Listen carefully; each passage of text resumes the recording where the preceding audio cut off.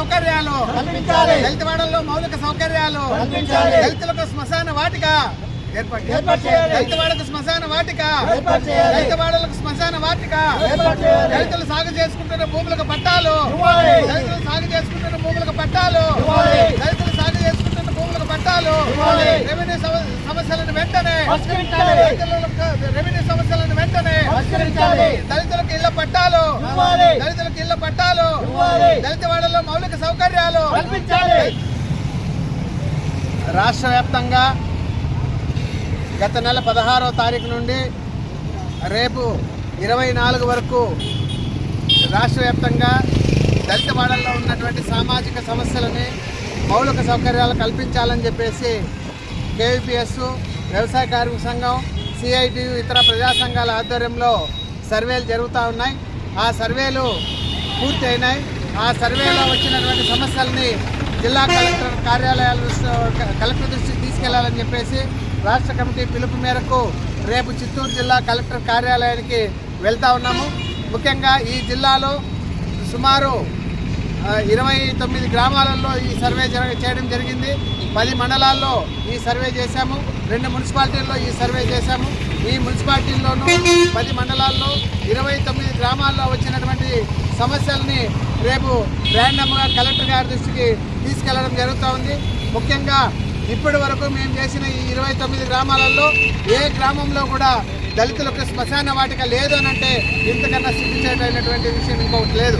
కాబట్టి మేము ఈ ప్రభుత్వాన్ని, కలెక్టర్ గారిని ఒకటే కోరుతా ఉన్నాం.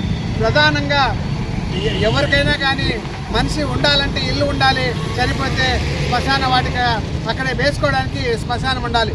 ఈ రెండు లేకపోతే మనిషి బతకడం అనేది చాలా దుర్భరమైనటువంటి పరిస్థితి. కాబట్టి ఇట్లాంటి పరిస్థితుల్లో చాలామంది దళితులకు ఈరోజు ఇండ్లు లేకుండా ఉన్నాయి. వాళ్ళకి ఇండ్లు ఇవ్వాలని చెప్పేసి దళితులు సాగు చేసుకుంటున్నటువంటి భూములు అన్యాక్రాంతమైనవి.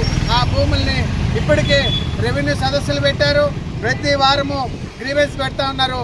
గ్రీవెన్స్లో వచ్చినటువంటి సమస్యలు ఒక్కటి కూడా పరిష్కారమైనటువంటి పరిస్థితి ఈ 2 సంవత్సరాల కాలంలో లేదు. కాబట్టి ఈ రెవెన్యూ సమస్యలు ఏవైతే ఉన్నాయో వాటిని పరిష్కారం చేయాలా. అంతేకాకుండా దళితులకి అనుభవంలో ఉన్నటువంటి భూములకు పట్టాలు ఇవ్వాలా, శ్మశాన వాటికలు ఏర్పాటు చేయాలా. అంతేకాకుండా పున్నయ్య కమిషన్ సిఫార్సులను అమలు చేయాలా, కోనేరు రంగారావు కమిషన్ సిఫార్సుల్ని అమలు చేయాలని చెప్పేసి కేవీపీఎస్, వ్యవసాయ కార్మిక సంఘం, సిఐటి ఆధ్వర్యంలో జరుగుతున్నటువంటి ఈ సామాజిక శంఖారావాన్ని రేపటితో ముగిస్తూ ఉన్నాము. ఈ ప్రభుత్వాన్ని కూడా ఈ యొక్క శంఖారావంలో వచ్చినటువంటి సమస్యల్ని పరిష్కారం చేయడానికి ఇప్పటికే రాష్ట్ర ప్రభుత్వం దృష్టికి తీసుకెళ్ళినాము.